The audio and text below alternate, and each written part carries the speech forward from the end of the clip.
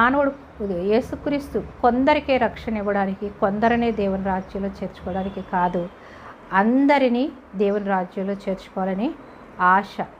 ఆ ఆశతోనే యేసుక్రీస్తు ప్రభు వారి పరలోకానికి ఎక్కిపోతూ ఆయన శిష్యులకు ఆయన ప్రకటించిన సువార్త శిష్యులకు అప్పగించి వెళ్ళాడు. సర్వలోకమునకు వెళ్ళి సర్వ సృష్టికి సువార్త ప్రకటించండి, నా ప్రేమను మీరు ప్రకటించండి, మీరు కన్న వాటిని, విన్న వాటిని, చూసిన వాటిని మీరు వెళ్ళి ప్రకటించండి అని శిష్యులకు అప్పగించాడు.